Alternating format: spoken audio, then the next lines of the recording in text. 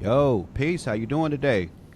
All is well, man. Just cooling, man. Album time, all Yeah. that, or mixtape time. Let me be more specific. You know what? And that's one of the questions I want to ask because I think this project is just it's so dope. It's so well put together. It's so well handled from obviously the writing, but then the recording, the mixing, the production, everything. I'm like, damn. And the guest stars, all of that. It really feels like a great album to me. Thank you. Uh, for you, what makes it where this is a mixtape and not quite a full LP release? I think we tend to. I don't want to say disrespect the mixtape, the name of what a mixtape means and stands for, but I think we miss the point of how genius the idea of a mixtape was when, you know, hip hop wasn't widely distributed. Hmm. And the reason why a lot of things sounded the way they did was because, rappers were making a bunch of music and they were like, yo, we want to release it. But then the labels couldn't release it fast enough, Right. or even in the beginning of rap when they didn't even care to release it. Hmm. Uh, it reminds me of prison, where you meet a bunch of people who know how to take a pack of noodles and turn it to a stir fry, or Right. they can take a sweater and then turn it into a pair of shorts. You know what I mean? It's like the genius in using what you have and the resources you have to make something that's great. I think Hmm. people forget what that is. So obviously today we have way more resources. I have the resources to do what I need to do on my mixtape. So I wanted to create something that I could take around to different museums. We did something at the Mocha, and we Oh were snap. talking with Smithsonian and different places because that's where I believe the genius in the art of the mixtape should be presented. So Hmm. that's why I decided to call it that. Like it shouldn't be like, oh, a mixtape is when there's not that much effort put into it or Right. just giving it away for free, A mixtape, that's the essence of rap music and hip hop. Hmm. So, in your mind, is there a difference in how you would approach creating a mixtape versus creating an album? Not anymore. Not when it comes to Hmm. rap. No. I if it's less rap and more melodic, which is something that I also tend to do or can do, um, then all right, maybe it's an album in that sense, if we want to call it that. But as far as rap goes, I mean, I don't think there's nothing cooler than a mixtape. That's Hmm. just like fly to me, That's what's up. This project's E.t.d.s. yeah, Is that are you explaining to people what them letters stand for in yeah, terms of talking about the project? yeah. E.t.d.s stands for Oh, even I the think I see it on your hat now. yeah, yeah, right. Even the Yeah. devil smiles. It's just basically me realizing that it is a twofold thing. So when I went to prison and I was going for sentencing, the people who there's the people who came to court for one of my cases, they were a white couple, and they basically had their impact statements. And they Hmm. basically, were like saying things like, if he was doing this at 17, imagine when he gets older, and he's the Hmm. devil, and he deserves to be in prison for as long as possible. And they wanted me to get the maximum sentence. And it's like the innocence, the smile is the innocence. Like it's like, yo, I'm not a horrible person. The circumstances made me do something maybe that I definitely wouldn't do today. Hmm. And then there's the flip side of it. It's the music industry side of it, where even the people that you think are real people or good people, they don't have some of the principles and morals that I learned actually being in prison, where you Hmm. can't hide from people and say you're going to do something and not do it, you know? And so that made me realize very quickly that some of the people that I thought were nice people are actually the devil in disguise. Hmm. So it's the flip side of those two coins, both on my side and both on the side of people that I see and I encountered in the music industry. How long was you in prison for? So it's a tricky thing, but basically, I got sentenced to 15 years. Wow. It got suspended to 3, and that 3 was supposed to be on private home detention. So private home detention is you have to pay every month to be on home detention, and it sounds like it's sweet, but when you're struggling to kind of just be like a teenager or like trying to become a man and take care of bills. My parents at the time, I grew up in a middle class neighborhood surrounded by the hood in PG County, Maryland. I went to school in the hood, so I had like this kind of juxtaposition of my life daily that I didn't realize would shape me the way that it did. But also, that was around 2009, when all of the stuff happened with real estate. So there was times when we didn't have lights in the house. You know what I'm saying? Right. Like we literally didn't have electricity, and we were running off a generator, things like that. So I say all that to say, I was getting into certain shit, and my when I went to prison, pretty much they gave me that time. I got out, violated parole and probation. Violated probation because of me not paying for the box or whatever the case may be. Going back, so in a year, in total, I did about a year of that time. State prison a little bit and jail. But it was a constant thing of going back. Like I went back 3 times. Okay. And nothing's the only thing worse than going to jail is going back. You know what I mean? So pretty much that was kind of the whole way the sentence was set up. I would have actually been getting out last year, 2025. So, I mean, a lot of the project seems to be informed by that experience, and there's a lot of reflection that you go through and you're writing from on this project. Is this the first project where you've really gone into that story and sort of laid that out in the music? Yeah, I've touched on it on a project I have called I Was Very Bad. I like to call this a spinoff from that mixtape. I Was Very Bad was in 2017, and I kind of talked about my relationship with my mom, losing my mom at that time, and then also a little bit of being in prison. This one is like the spinoff in the sense of I got a lot more deeper into the prison aspect of it. It sounds like that experience was very impactful on you, and it seems like in a lot of ways you're a different person now than you were when you had those experiences. What would you say is the biggest difference in your life now versus your life then, or how you see the world? I think I have a lot more compassion, dude. Like the kind of person I was when I was younger, man. And I think that's where a lot of the frustration in the record came from. There was respect for some of the things that I got into, and a lot of things that I did, people probably would fear me to some degree. Not that I was like a crazy tough guy, but you just never knew what I would do, like or what I was Like willing to. unpredictable.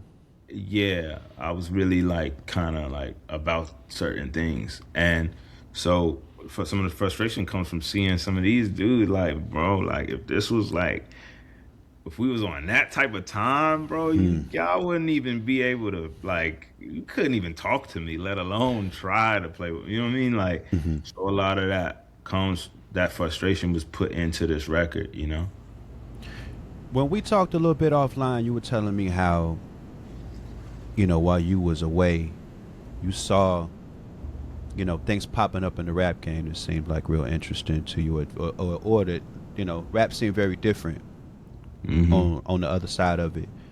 For people who don't know your experience with that, what was that like? Like, what did you see happening when you was away in the rap game, and what made you want to go and explore that when you got out?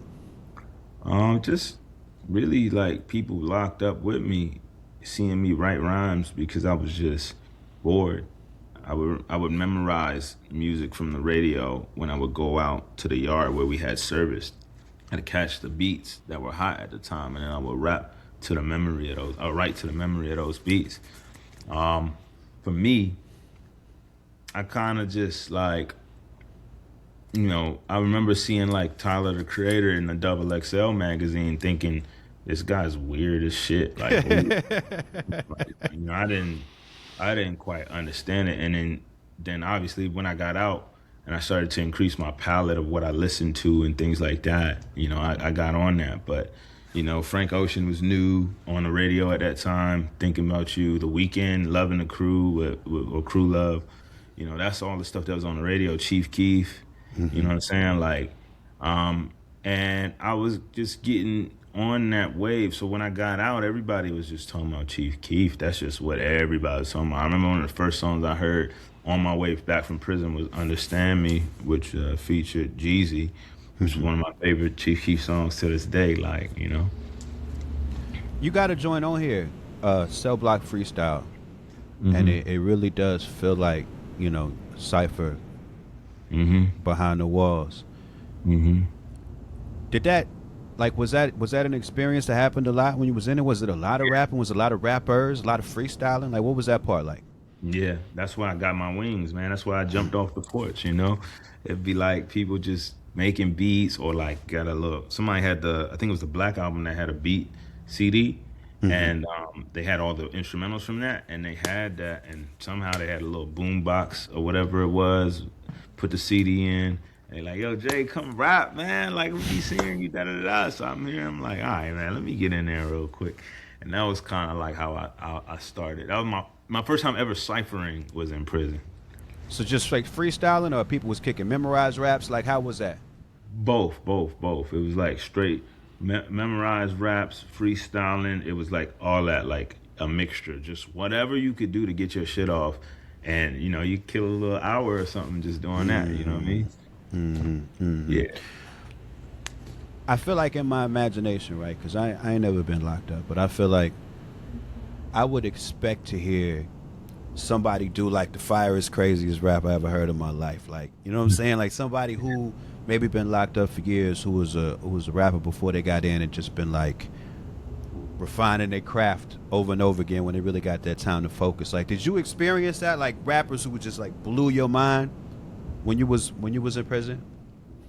Man, there were definitely people who had came with that shit, but I know that a lot of people said I stood out in the bunch Hmm.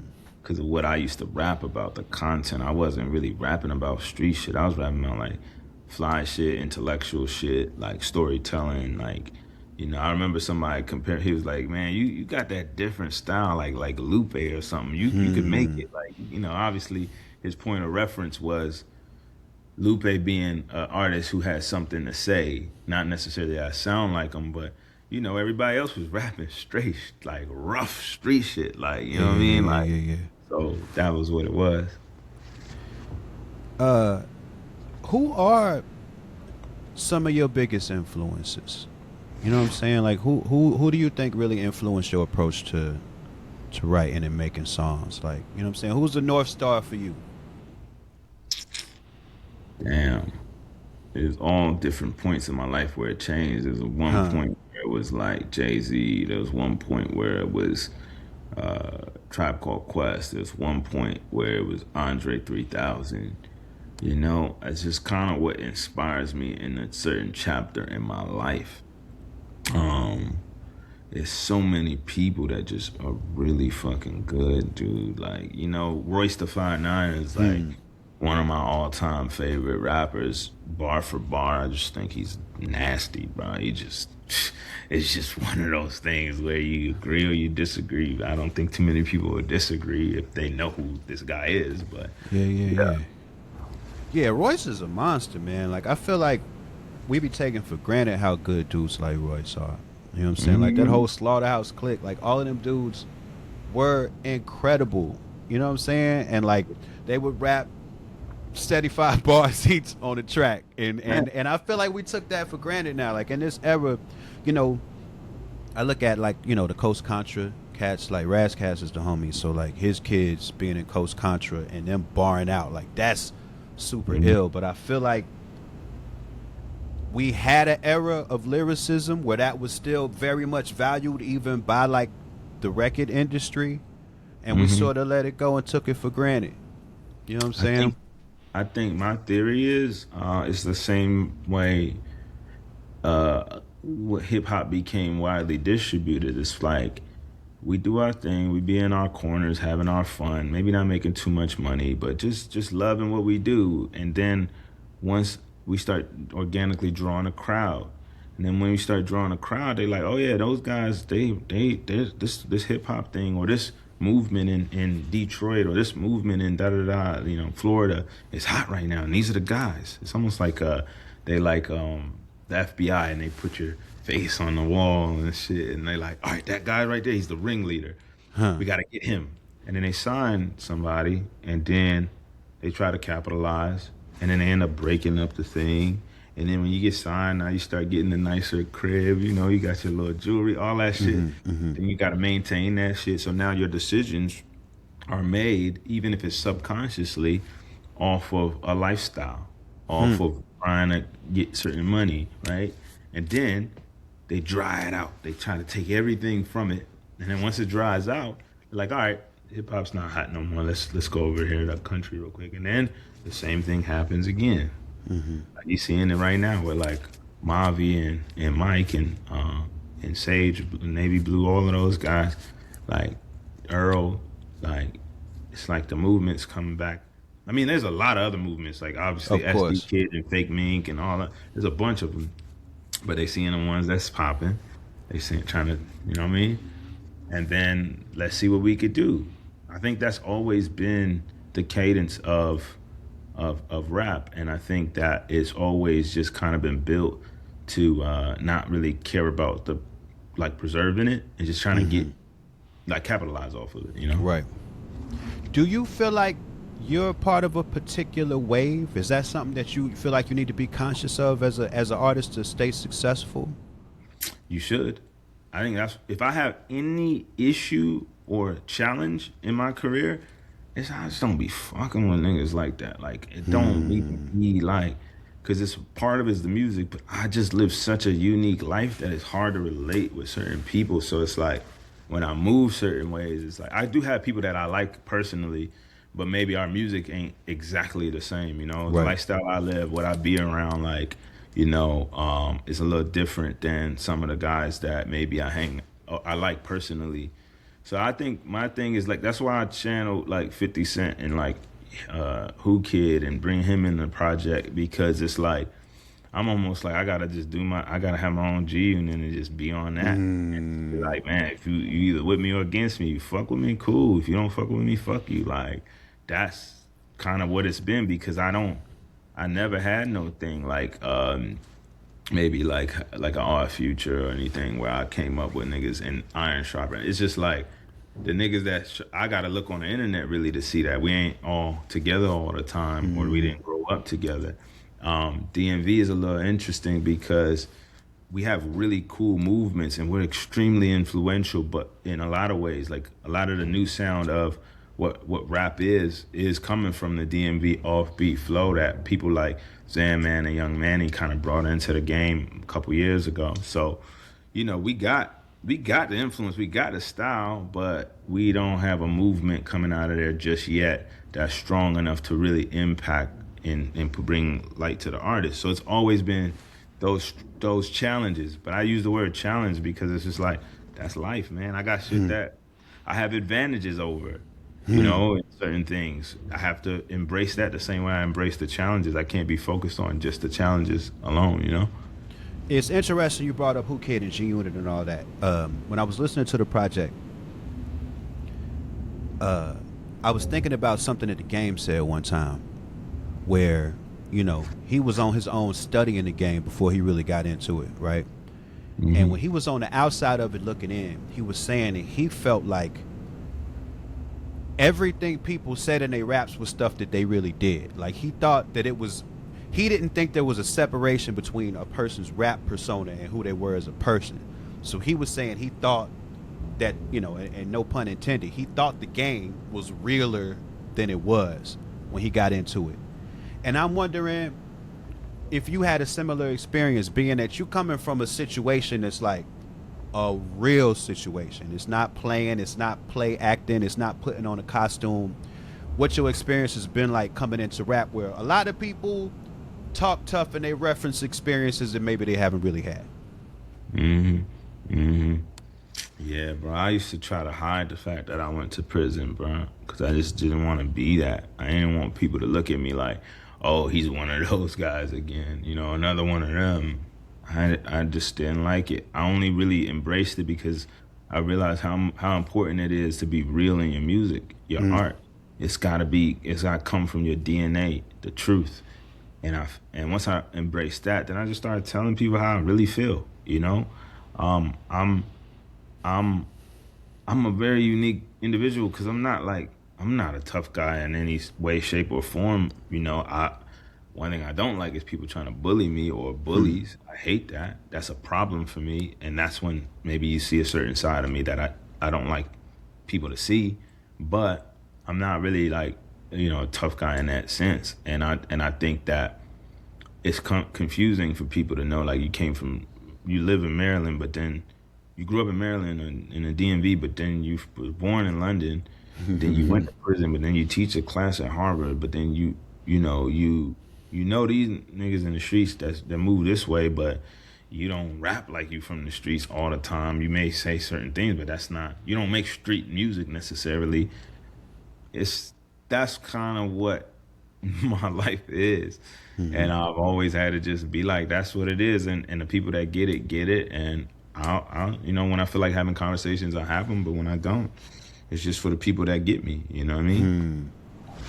What I'm so interested in how you put this project together. Yo, as far as I can tell, because I'm the kind of person like, I see music, I check it out. I always look and see what the record label is. You know what I'm saying? I'm always very interested in like how some music has made it to my ears and to understand the systems and all of that. Most of your records seem like they're independent. Mm-hmm. The quality of this music, the level of the relationships that you were showing in order to have like the guest stars you have on here, you know what I'm saying, Pusha T, Black Thought, like they feel like very major label connections. You know what I'm saying? I'm curious how you navigate it, if you feel like it's important to stay independent, like, or how much of the major label system do you like, are you comfortable engaging in order to like, you know what I'm saying, to keep your career where you want it to be? I mean, look, man, I don't need a major label when I can majorly DM niggas. You know what I'm saying? That's what I do. I just hit a nigga like, cause I got a I got a track record where people, at least everybody in rap for the most part has at least heard of me at some point. I've just been doing this and I've been hustling and on it and keeping my name out there for quite some time. So like I'm probably the safest stock in rap music. Like my shit be like Always going up. going up, and it may be flat for you know what I mean. But I could dig it. I I could figure dig it it. out, and I go back up. So If you zoom out, it's always up. You zoom in, it might be flat sometimes. it's always Yeah. going up. So I think that so when I reach out like Tariq, I just DM'd. Push followed me years back. We did a song before. Tyler was actually supposed to be on that song. Jid is on that song as well. And then yeah, we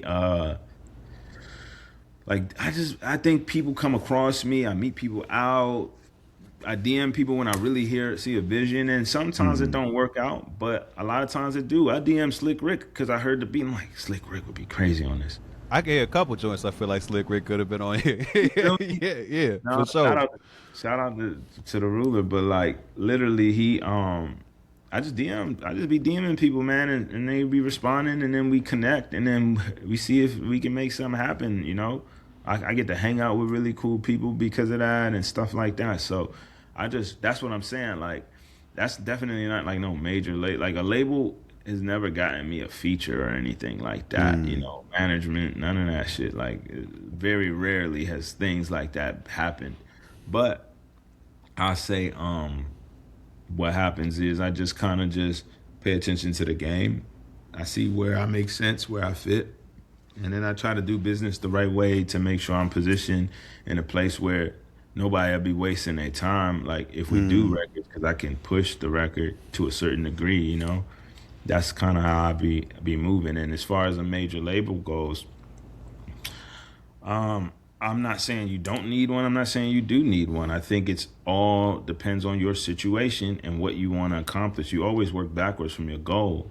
I think the biggest thing is like understanding what artist you want to be, and then who can get you there and help be a part of that, and what they get out of it as well. And then I kind of just work from there. So there's a world where you could do major label distribution. There's a world where I do this shit on TuneCore. I got shit on TuneCore. Like, you know what I mean? It just depends, you know? So you feel like with the goals you have in mind, you can get there on your own for the most part? Or do you feel like at some point you might have to pivot and get deeper into that system to get where you're trying to go? The problem with the challenge with answering that question for me is I don't really know the Illuminati part of this music industry. Meaning, at what point is it like, nah, if you ain't with these niggas, you can't get to the top? Like I'm so early in my career where I don't know what I need for a number one record. I don't know if I need, if I'm not Kanye as an independent artist, is it impossible? Who was a billionaire at the time? You know what I'm saying? Like, Right. I don't know, he might still be, but like, that's the problem. I don't really know all that. Right. Give you an answer. I think you could do anything you put your mind to, but I don't know what the realities of the politics at that high level are. I never been in those rooms.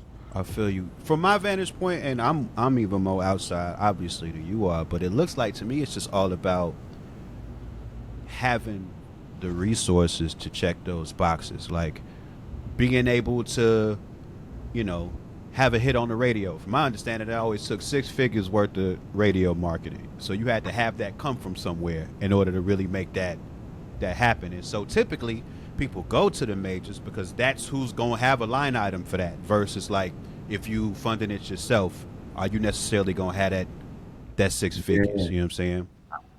I think I would say it's a little deeper than that, because, all right, let's say you got that 6 figures and that person got that 6 figures, but that person is signed to, I don't know, but I heard, Irvin Azoff is like a big person in the music industry. I don't know this. I'm just, Yeah. And okay, well, you got 6 figures, but so and so gonna make that call like, nah, we're doing Saturday Night Live and we have a Grammy coming out.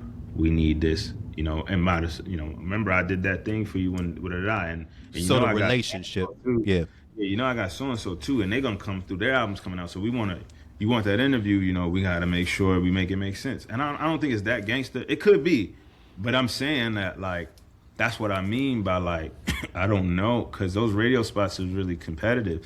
It ain't just about. It's not paper. just the resources, yeah. Cause like think about it like this. I got my 1 6-figure play, but what if a manager comes in or a label comes in? They got 10 of them joints coming down the line. Matter of fact, they got 10 $50,000 joints. I got 100,000. Man, they gonna rock with the 10. You get what I mean? Right. They're gonna take the long math over the short play. So I feel you. I'm not saying it's that black and white, but I have a feeling that maybe it has something to do with that a little bit to some extent. Listen, man, this is modeled after the music game is a stick figure version of the Mona Lisa, which is politics and economics. Like politics and economics, they been doing this at the highest level in the most complex way with way more money on the line. We in the music industry are the stick figure version of that same thing, the simplified version, but nonetheless, we are a version of that. So if I know that in politics and economics, those things are going on, I know for a fact it has to trickle down into music, That's real. And you reminded me of something too. It's a lesson that I learned that I forget about sometimes. I remember asking my booking agent, like, yo, Coachella, obviously you got the big names, right?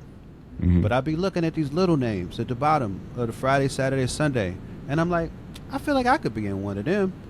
And my booking agent was like, yo, so how that goes down is, you see that big name?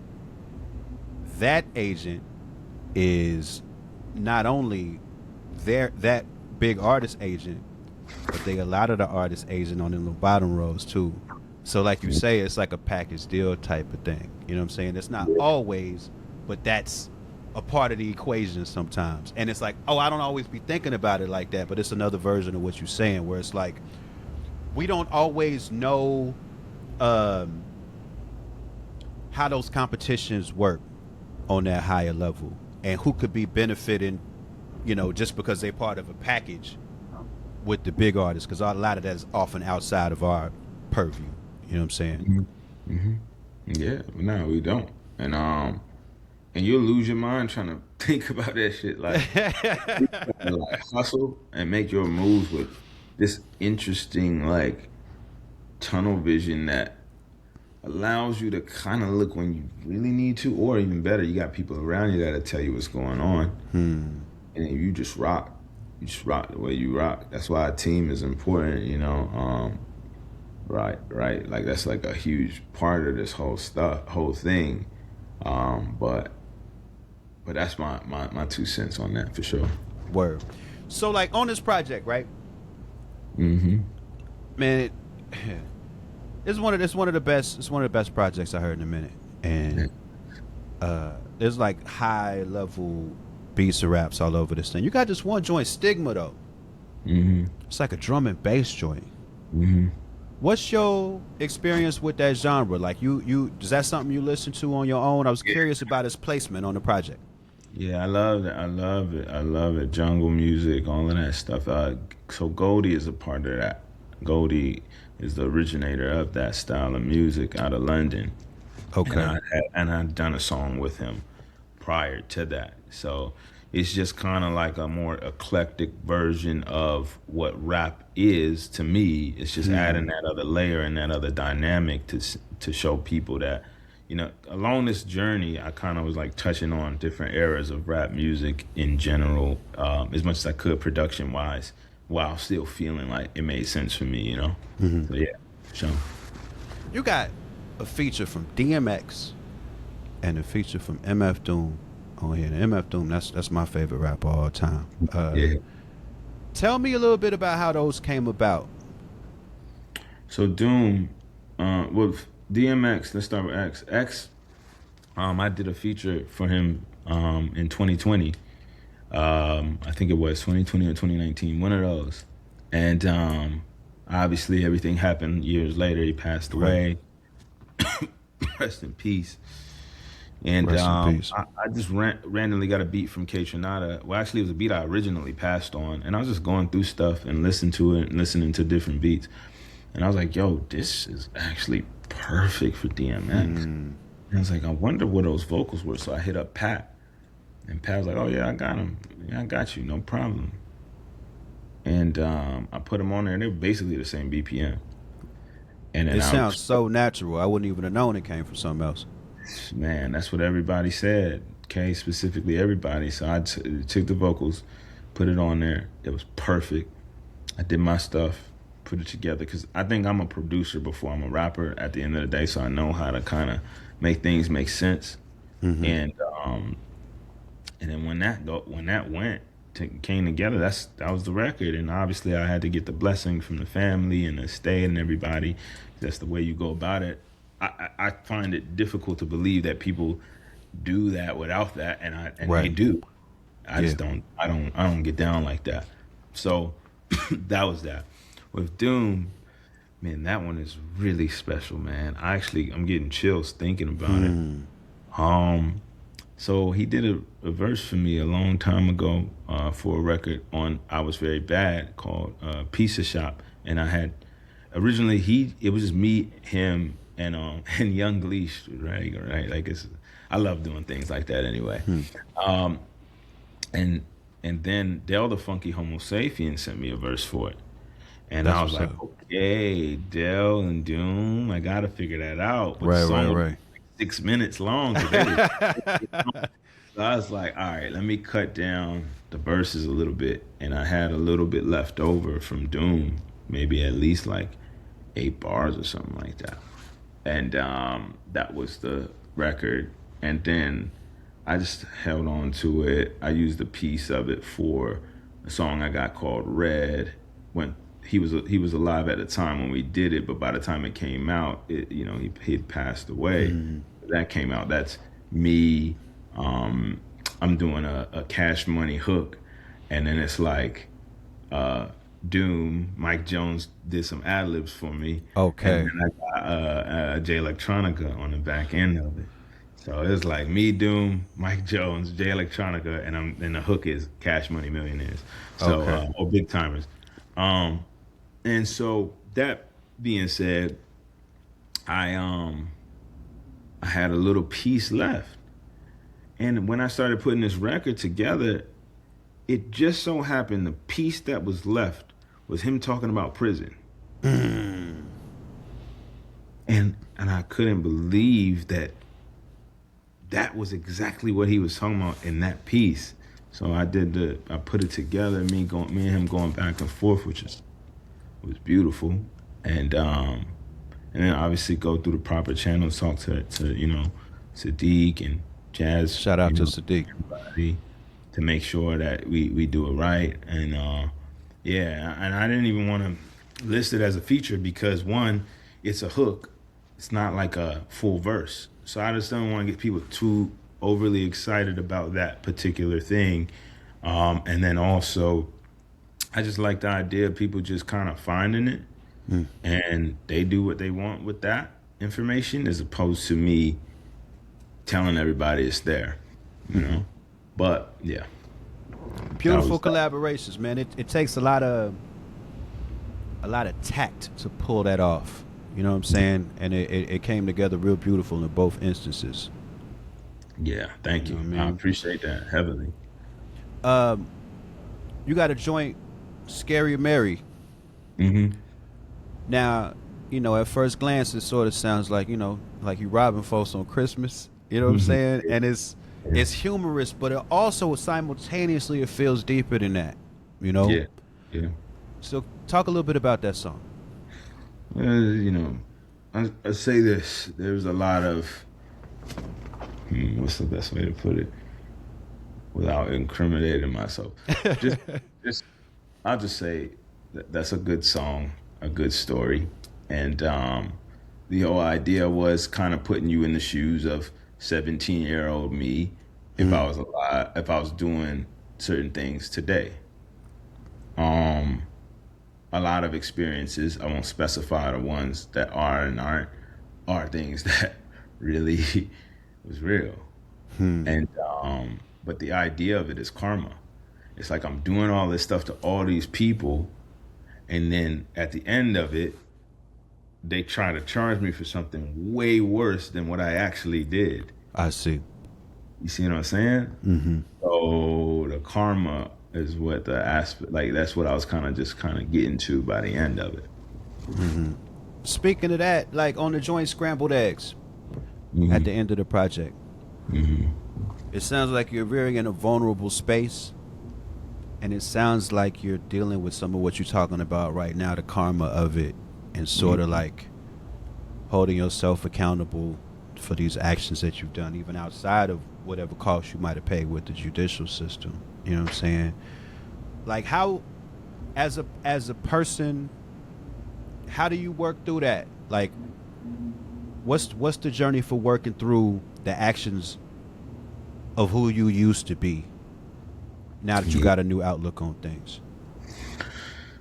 It's been quite a journey because sometimes I feel bad, man. Like I have the guy that you're talking to sitting, on the screen right now, man. I've had people's lives in my hands. That was like a decision. I could have changed what they were gonna how they were gonna, how their families and everything. I could have done that to people. I know that look on people's face, that level of fear. And at 17, you're not, because I'm like, I ain't really about to do this to them, but I'm gonna make them feel like that because I need what I Hmm. need. Now I'd be feeling sad about it because it's like, bro, like I wasn't trying to do that to those people, and then that time they really thought they was gonna die, Right. and I don't like that. I don't like that I did that to somebody, and they got to live with that for the rest of their life. But at that time, man, I wasn't moving like, you know what I'm saying? I wasn't thinking. I didn't have that conscious. I had a juvenile mind, Hmm. you know? So that was me kind of like talking about that. I know karma is gonna come at some point if it hasn't already. I just hope it ain't that ugly. I hope God has grace on the fact that I just didn't understand what I was doing in those moments, in those times, you know. But that was what scrambled eggs is, you know, because my boy who's throughout the album who you know is in prison. I met him in prison. He was one of the main people that encouraged me to rap. He is like, man, the streets will scramble your eggs if you let it. Mm. That's how he starts off the song, and that's real. Streets is definitely scramble your eggs. It's just a matter of time. So, you know, that was just the whole concept of that. I really felt it though. You know what I'm saying? Like I really felt it. Like it really felt like it came from hard work. You working on yourself. You know what I'm saying? And I guess I would ask just for because some people are gonna hear your story and be inspired. They're gonna know changing their lives is possible in a way that they might not even have thought of before. You know what I'm saying? And I'm curious from you having the experience, like what do you think is the biggest reason some people go through these things and challenge themselves to change, and some people don't? Some people end up doing the same thing their whole life. Circumstances. Hmm. I was in a blessed circumstance where there was a choice to do the right thing to some degree because of how I grew up and how I came up. But other people, they don't have the ability to do that. Hmm. Their circumstances are a lot different. Their circumstances force them to continue going down a certain path. I remember I was talking to my a friend of mine who was from Southeast DC from a neighborhood called Simple City. We were in prison together. We was in jail together. And when we were locked up and we were talking about some shit, and he was like how he robbed some people coming out of a Range Rover for Christmas, and he's pretty sure he took their Christmas gifts. Mm. And I was like, damn, bro, you ain't feel bad for doing that? Because it was like a kid there and all. And he got really upset, and I was like, why would I feel bad? Them people, they could buy more gifts. Like, I come from this, da da da da. And I remember at that moment, I see how they looking at it. I got you. Whereas that's where you find yourself in that situation when you go back home, and then it's like, everybody is like, you got all these stripes. Everybody like, you did time, you ain't snitch, you this, you that. They fucking with you. And then like now it's like, all right, on top of that, I'm getting praised for something that I need to do to survive Hmm. because I don't know nothing else. And that's where they get you. That's where it gets you. That's how Streets. you end up stuck in the cycle of it. That's exactly how you end up. And then don't even, not to even mention when the police see you come back home, man, they trying to figure out what they could put on you, what body you may or may not have. They just like, all right, we need him. He makes our job hard every time he's here. So let me figure out another way to get him back in there. Hmm. People really do that, man. And it's terrible. It's terrible, man. On the joint Evil, EVOL, Love Backwards. Mm-hmm. You talk about how the rap world was different when you got out, and we touched on it a little bit earlier. But what's been most surprising to you since you got in the game, from being on the outside looking in?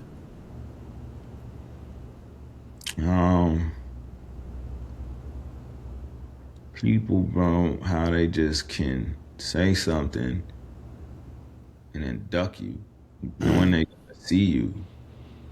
Cause where I come from, you get stabbed, man. You get stabbed for that. You get beat for that. You'll have to check in and go to PC for that. Like you can't live a comfortable life moving like that. Saying you're gonna do one thing and then doing another. Yeah, because it's so disrespectful. Because you know you're gonna see me, so Right. you really are on that. Like you really know you're gonna see me. That means you think that when you see me actually do that, I'm not gonna do nothing to you. Mm-hmm. And that's something I had to adjust to. But I'm really good at calling people out before it ever gets to that point. I'll be like, yo, I've been texting you, you ain't respond. If you don't want to do it, it's all good. But let Right. me know. Right. That's all I'm asking. If you changed your mind, but you can't. My time, like, ain't like it ain't free, bro. I can't just be setting up calls or planning to do this, and then you like chasing you around for some shit. And I realized that even more when I became, because I had a little run with Warner. So when I became independent again, I was like, bro, this my real money we dealing with, bro. Mm. My time, my everything, my love for what I do. I don't got time for these games, bro. Just say no. Mm. It's all right. It's okay to say no. Why you think that's so hard for people to understand in the industry? Um, well, people don't like to say no to the artists. I noticed that. It's so fucking annoying, bro. It's like I'm a grown ass man before I'm an artist. You know what I Right, mean? But right. whatever. And then people I think have trouble saying no in general. Hmm. Just in general in life. That's like not a thing that they learned. It's not like a thing they learned to do. So, it's that kind of shit. You know what I mean? Well, That's why. brother, again, I'm heaping a lot of praise on this project, but Thank I you. think it deserves it. Um, this is a joint that I hope everybody taps in and listens to. I know it's hard because it's always a million things coming out all the time, but I think this is worth people's time and attention. Um, what's the best way people can support the project? Like, are you doing physical releases at all, or is it just the streaming? Like, how are people able to like support it? Yeah. Um, the way I'm able to support it, I mean, way people can support it is um, just going to the website, copping some vinyl, Mm-hmm. merchandise, streaming it, I guess, on top of that. You know what I mean? It's great to stream it. But it's like copping a vinyl and then streaming it really, really helps. So the website is e-t.d.s.com. If people could go there and support the vinyl, things like that, man. And that I think goes such a long way now, Yeah, man. yeah, for sure. It goes very like people don't realize like the ability to even do this, man. This is a field where it could be discouraged. It's definitely gonna be more discouraging than encouraging Mm-hmm. in terms of what you got to go through, the critics, the people who have a voice and they're wrong and loud, the people that just don't support in general, feeling like you're invisible. Mm-hmm. I mean, everybody goes through that to some degree. So I think when people show support, real support in those ways, that goes a long way. Well, that's what's up, man. This is it's great work. And was there anything that you wanted to say about it that you didn't get the chance to say? Um, I just think that like for me, just take the time to understand my journey and understand how real this is, and how a part of my life these conversations and these things I'm saying are. I don't want people to overlook that because they're just focused on who the features are or whatever the other stuff is that's kind of shiny is. Those are just things that I wanted to do because artistically they made sense for me and I liked the idea of the opportunity to do them. But just take the time to get to know me through that project. That's really it. And I think you do get a sense of who you are and what you've been through, and I think that's a testament to how high quality of a work this is. So, everybody out there, if you listen to this, if you ain't heard it, go tap in. Even the devil smiles. IDK. Thank you, brother. For Appreciate sure. you, man. And No thank doubt. you, man. I'm glad we was able to do this, man. Yeah, My for family, sure. First, thank first, you so first conversation of many. much. Yes, You sir. know what I'm saying? Yes, All sir. right. My man. Thank you, bro.